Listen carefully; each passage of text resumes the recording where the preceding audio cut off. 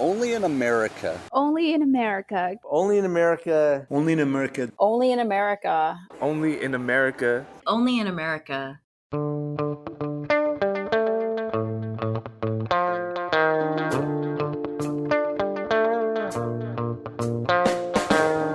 This week, what a former state senator in Arizona has to say about what voters should consider when it comes to immigration.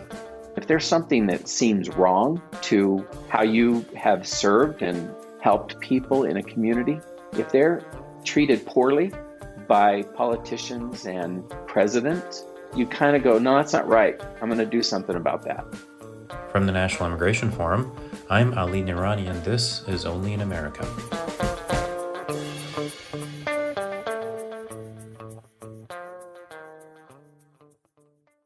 In this series, we've been focusing on civic engagement, voting, immigrants, and immigration ahead of the 2020 election.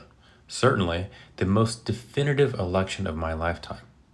One perspective that's received quite a bit of attention this cycle is the role that faith plays in how people cast their votes, an issue that many outside of faith communities oversimplify and frankly refuse to understand. But as we have learned at the National Immigration Forum, people from a variety of faiths often care deeply about immigrants in their communities. This compassion is based, first and foremost, on the values and the teachings of their faith. What often makes the biggest difference, though, is how people then live out these values. From helping refugees resettle in the U.S., to embarking on mission trips around the world, to volunteering to help immigrants learn English or become citizens, across the amazing and beautiful spectrum of faiths, Americans are truly welcoming the stranger. These beliefs, translated into practice, are now leading many in the faith community to measure candidates for office, from president to city councilor, by their positions on immigrant and refugee issues. The question for more and more voters is, does this candidate honor and support the dignity of the stranger?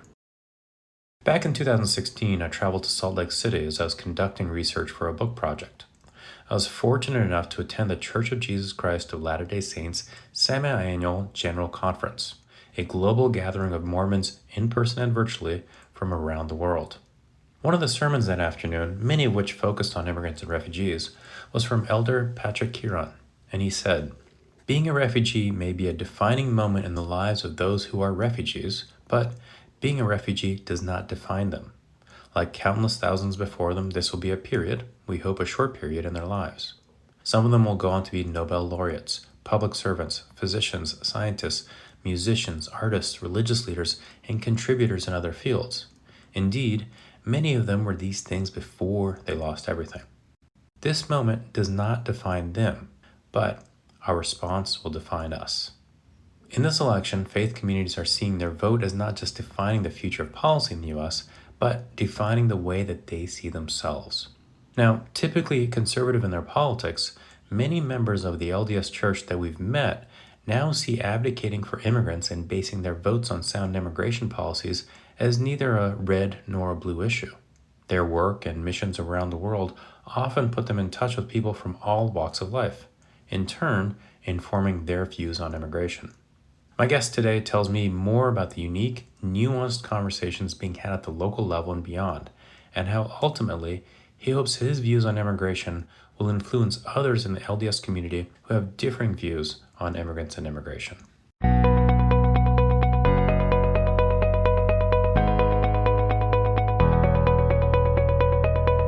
Looking for more in-depth conversations on immigration after the election?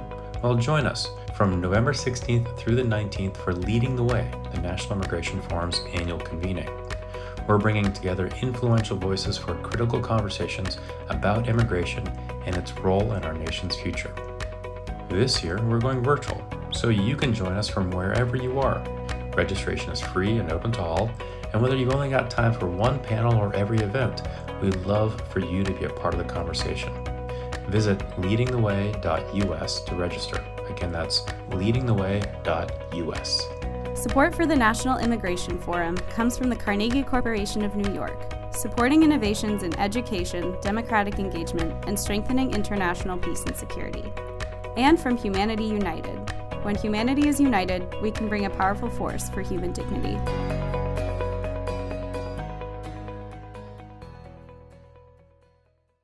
My guest this week is businessman and former Arizona State Senator Bob Worsley. Bob is a former Republican member of the Arizona Senate, where he represented District 25 from 2013 to 2019. In 2012, he got the seat by defeating the infamous Russell Pierce, the anti-immigrant author of the notorious Show Me Your Papers Law, SB 1070.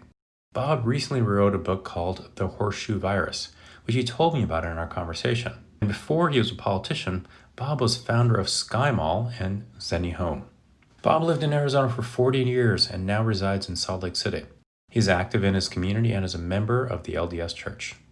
Bob and I spoke about how faith has played a role in his life and informed his civic engagement, and why advocating for common sense immigration policies should not be considered partisan. Let me just begin with a real sincere thank you, Bob, for the book, your work, running for office, the business leadership you've shown over the years. Thank you so much. Thank you very much for the kindness in recognizing that it was a sacrifice. So tell me a little bit about the journey of that sacrifice. So tell me a little bit about yourself to get us started. I was born in Harriman, Utah, a little town of 90 families for 150 years. I was raised in a 3-room schoolhouse where first and second grade, second and third, and fifth and sixth were taught by 3 teachers, the principal and 2 teachers. In 4th grade, my dad moved our family to the big city of Boise, Idaho. And that's where I was raised. It's where I met my wife. She was raised up there as well. And when we graduated from Brigham Young University with an accounting degree, we took a job with Price Waterhouse in Phoenix, Arizona.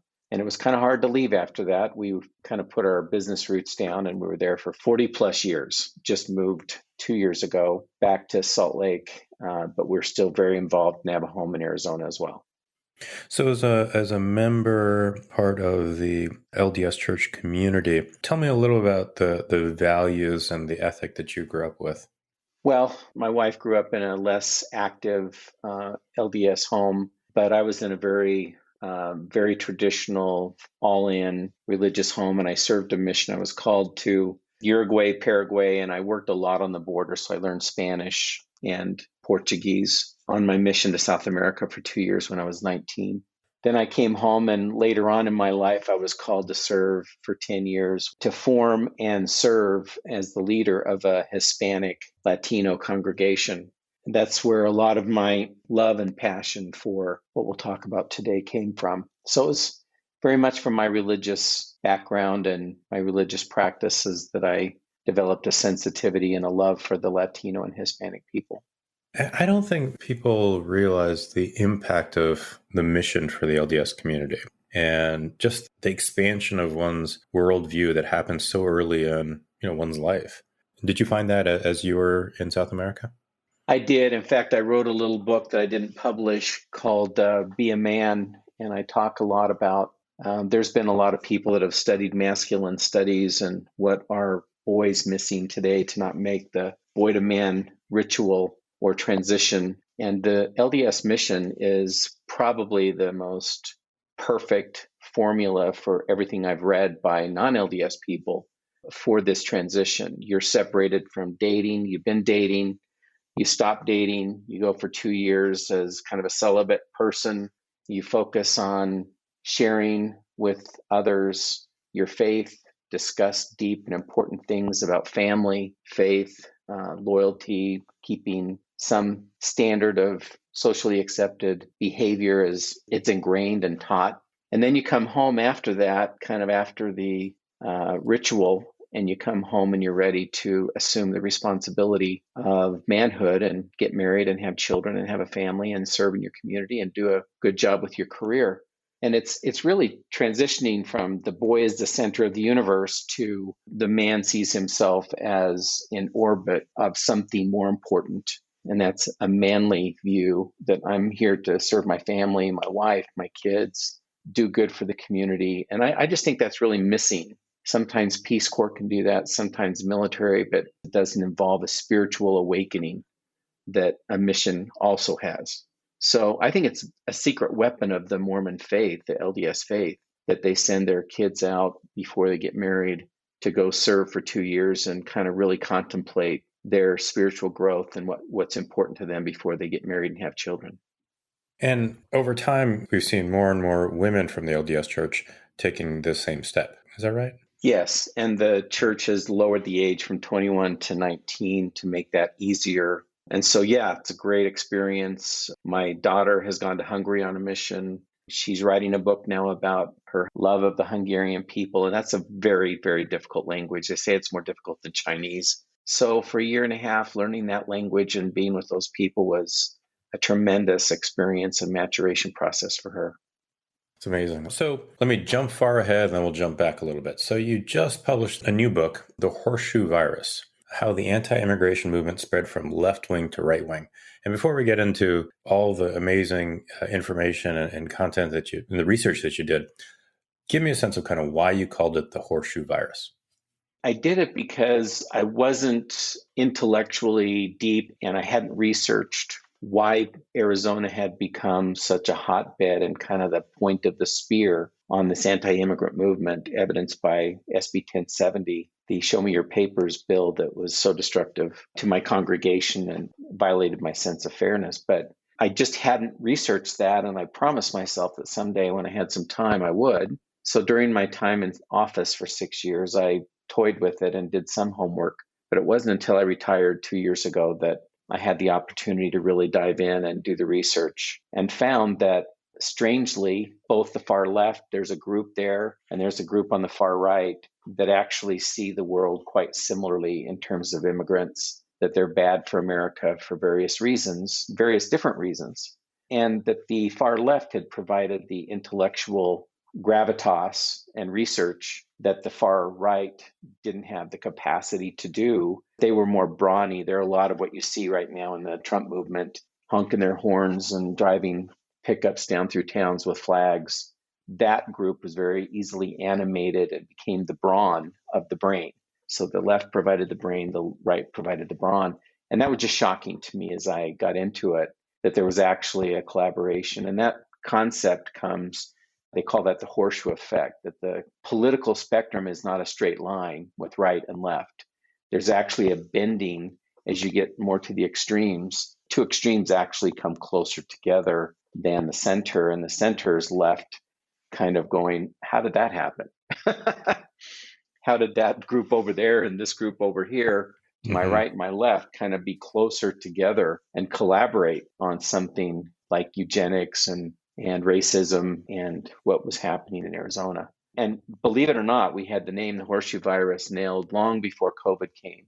We saw it as an illness, a sickness that needed a vaccine. We were thinking more like Ebola and some of the other previous pandemics. And as we were finishing the book and getting it ready to go to publishing, COVID came. And it was like, wow, this is extremely timely that we called this a virus.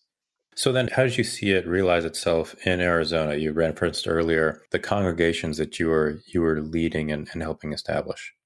Well, I was serving during the time of SB 1070, and we saw the tsunami effect of this bill passing and the fear that came into the Latino community, because there's a lot of people who understand this. You have people here that are Chicanos that have been here for generations, and they're very stable and citizens and vote. And then you have the people that are first generation here, and many of them are legal and became legal under Ronald Reagan's bill in 1986. But then there's the newer people that came, and those are a mixed bag of mixed marriages and DACA kids. And so our congregation was made up of all of these groups. And the people that had children or spouses that were in the camp of being illegal, and they were still working on their papers with lawyers, they were in one process or another. All of a sudden, they just became extremely nervous and started leaving. And some went to Colorado, some went to California, some went to South Dakota, a lot went to Utah, some went to New Mexico, and a few people went back home. We had some wonderful people that loaded everything up into containers. They had a very successful cabinetry business. They made beautiful cabinets. They took all their very sophisticated American equipment put it in containers and shipped it down to Central America, and then drove down in their cars back home. Mm-hmm. And within 6 months, we heard from them that everything that they had taken down with them had been stolen, and they were basically left destitute and starting over down there. So we had lots of stories, people that tried to go back home, but most of them went to other states. And how did this affect the politics of the state? Because in the book, and I remember, vividly these days, where you have a state senator, Russell Pierce, who's driving SB 1070, signed into law by Jan Brewer. How did this begin to move, not just through the Hispanic community who were part of the congregations, but also part of the broader community that you had been a leader of and a member of for so long? Well, this issue is, as we learn throughout history in the United States, has been episodic. And with the economy collapsing in 2008 to the Great Recession, you have an enormous infrastructure of 90,000 housing starts a year. And we went to 5. And all of the workers that had come illegally to become framers and roofers and electricians and plumbers, there was this tremendous, really high percentage. I don't even want to venture a guess, but I would say it's well over 70% of those workers working in 110, 120 degree temperatures were hardworking immigrants who wanted that $10, $15, $20 an hour versus that much in a day south of the border. And they came and, hey, life is hard in Mexico. Life is hard in Central America. You work yourself to the bone. So they came. And so basically you had a whole industry that was collapsing, and that 30%, I'll call it, of people that were quote unquote white or citizens saw the illegals as the reason for their financial collapse. And so they jumped behind SB 1070. Russell Pierce was a framer before he became a police officer. So he knew this construction industry, the white guys had been vastly outnumbered. We needed the whole group to be there. But when things got tight, it's kind of like when there's suddenly a scarcity, the white turned on the brown. And this became a hot issue and got traction. And we did what we did that I think was very inhumane in Arizona. So then jumping ahead, Russell Pierce is recalled. He's defeated by Jerry Lewis. The district is changed. And then you decide to put your hat in the ring for that state Senate seat. On the campaign trail at that point in time, how were you talking about SB 1070 and the anti-immigrant policy and rhetoric that came with it? And more importantly, I guess, how were voters in the district responding? What were the comments you were hearing back, particularly from the LDS community? The LDS, I would say the general LDS sense of right and wrong was don't split up families. And we have bad laws on the books that need to be fixed. People came because they were asked to come. There was a demand for them to come. Let's be fair to these people. And so the way Russell was taking things, Russell Pierce, and the LDS community, I've characterized it in Mesa, was embarrassed. The church, I think, was embarrassed. I don't have an official statement from the prophet or a general authority, but I have been told many times by those in the organization that they were grateful that the embarrassing attack on families and this population, they were grateful that someone inside the church, some people stepped up and said, this isn't what we believe. We're embarrassed by their behavior. We're embarrassed with their rhetoric. This is not what we believe. And please do not consider our faith being part of what just because he's a member of our faith, he does not speak for our faith. We're embarrassed. And that's how I won that election by 12% in a primary with just Republicans voting. There was enough embarrassment because of how we've been taught in our church to behave and how to treat people. There was enough embarrassment that we could actually put down this movement that came from the radical right. But you just said something that I think is incredibly important, is the way that you were taught in the church. Does it become a different sort of a vote of conscience where you're putting together what you've taught, what you've experienced, and you're evaluating a candidate in a way that, most folks outside of the community just would not expect? Yeah, I can't overstate how much a mission and the lay ministry of the Mormon Church, I mean, think about the sacrifice that this church is asking of its members to go on your own expense as a 19-year-old and go spend 2 years somewhere and do proselyting, talk about your church to other people. And then you come home and maybe up to 10, 20 hours a week, you're given an assignment to be the pastor, that we call him a branch president or a bishop, over a congregation of 100 to 500 people. And that's a lot of work. I was out last night here in Salt Lake working with our bishop here with people that had trees knocked down by the big windstorm we had here 2 weeks ago. And we're still working through that. And that's all donated time. There's a certain commitment to giving hours of service in addition to your 10% tithing. That's a pretty dramatic ask for people of our faith. And that means that you don't just brush off little things in politics. I mean, if there's something that seems wrong to how you have served and helped people in a community, if they're treated poorly by politicians and presidents, you kind of go, no, that's not right. I'm going to do something about that. And for me, it was run for office. Take this guy out. We need to be United States of America, a united people. We're all here to help each other. We're not here to fight each other and be split up into tribes. And that kind of comes maybe a little forcefully because of the time you've donated and the service you've given in this church that really asks a lot of its members. So I want to go back to the horseshoe for a second. I think you'd wrote that in between the left and the right prong of the horseshoe is nothing. How do we fill that nothing with a constructive approach to immigrants, immigration, much less any other social justice issue that's on the table for the country? Well, the point of nothing is that this really has no end game. It's just literally fear mongering, and there's not a future to it. It's not a strategy. It's not a vision for the future.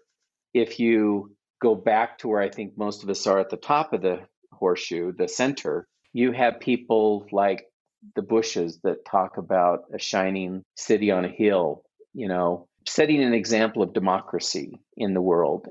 And that's the aspirational part of America, the founding of our country, this great grand experiment. There's such beautiful vision and aspirational aspects to it that these extremes that on the horseshoe, the two ends of the horseshoe, they kind of derailed that. I mean, we fought the Civil War and it was 100 years because of Jim Crow laws and everything. The ends of the horseshoe kind of went nowhere. There was nothing there but unresolved and sad division.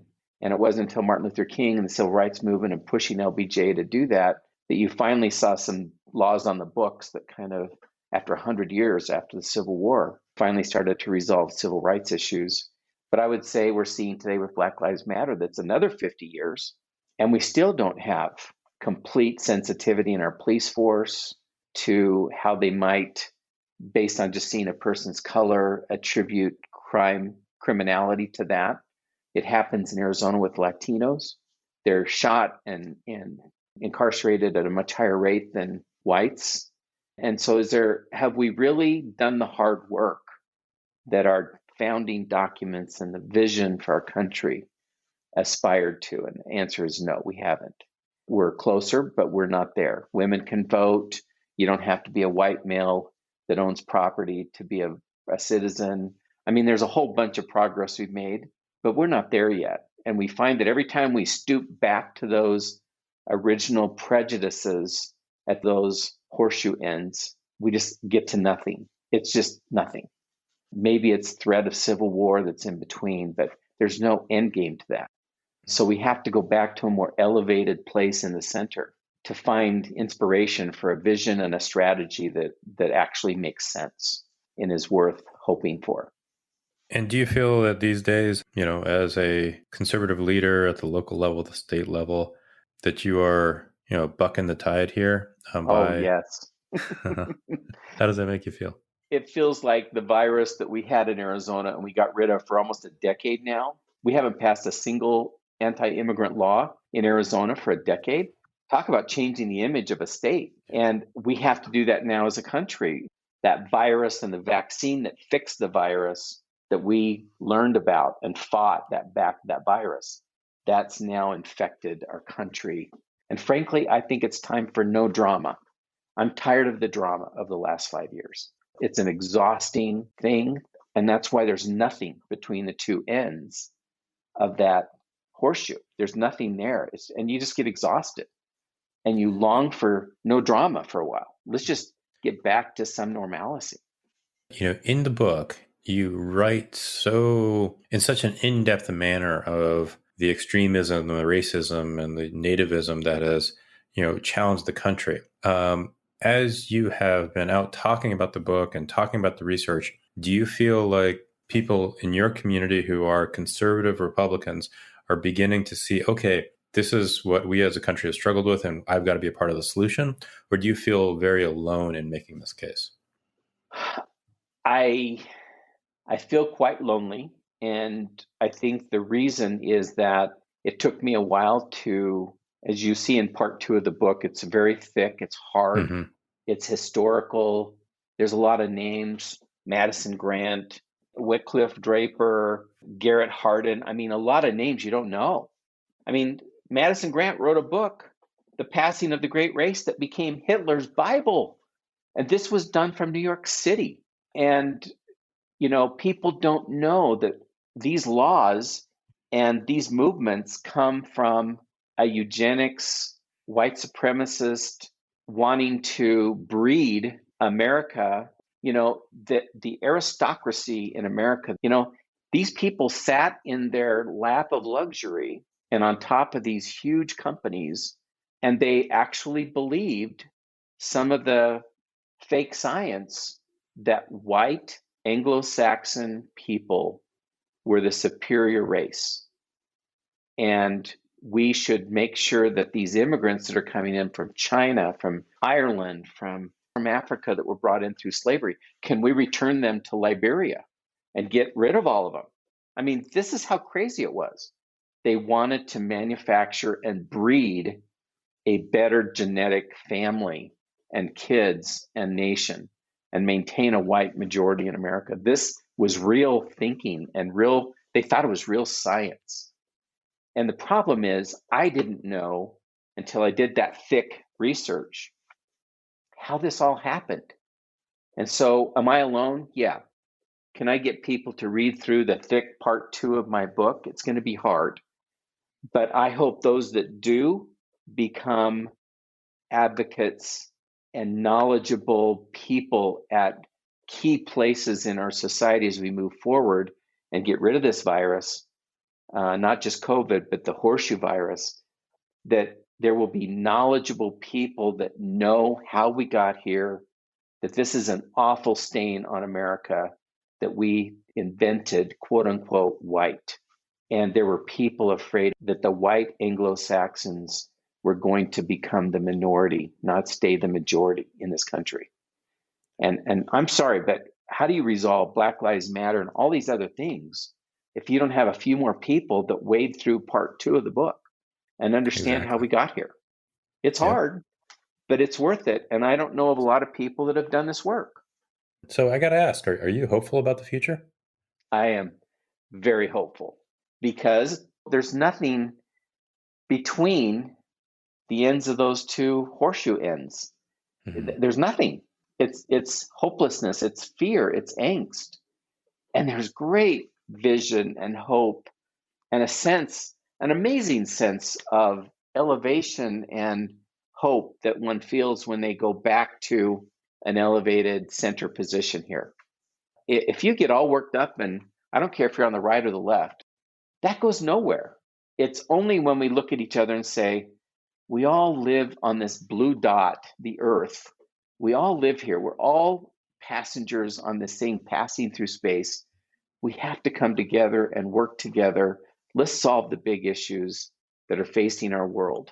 And let's stop fighting each other because of our color. Give me a break.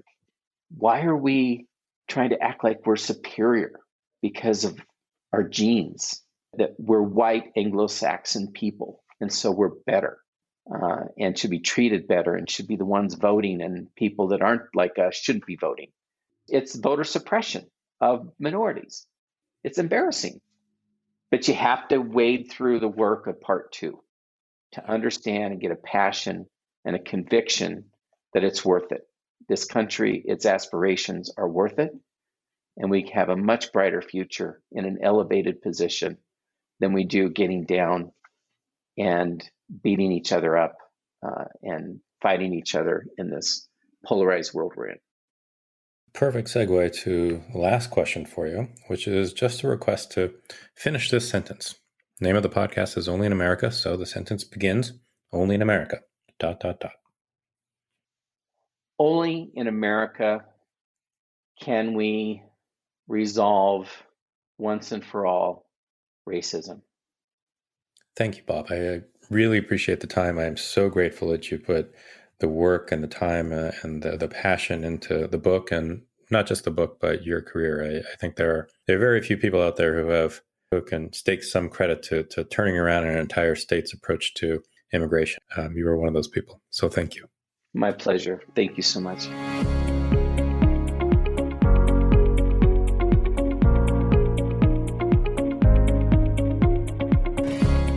Bob Worsley is a former Arizona state senator and author of The Horseshoe Virus.